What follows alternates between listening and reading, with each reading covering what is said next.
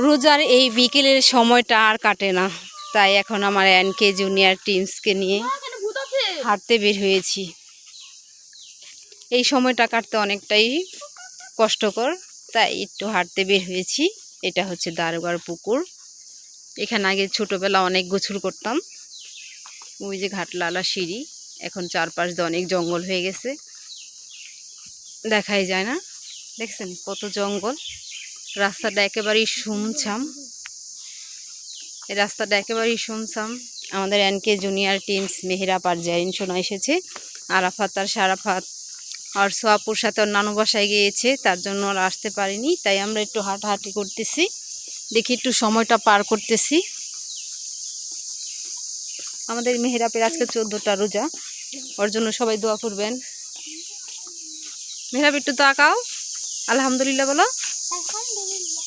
সুবহানাল্লাহ। দেখছেন রাস্তাটা ভরা শুধু পাতা আর পাতা। এটা হচ্ছে দারগড় বাড়ি।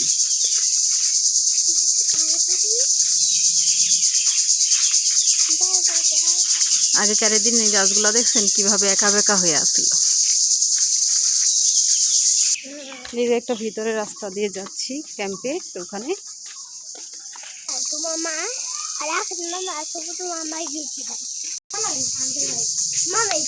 এখন এসে পড়েছি। আগেকার দিনে দেখেন এগুলি সব আগেকার দিনের পুরানো বিল্ডিং।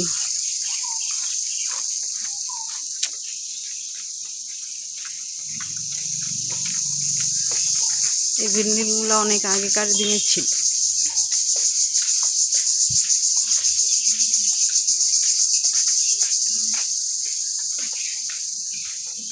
এগুলি সব রাজাদের ছিল, রাজারা সব চলে গেছে, এখন অন্য মানুষরা দখল করে আছে।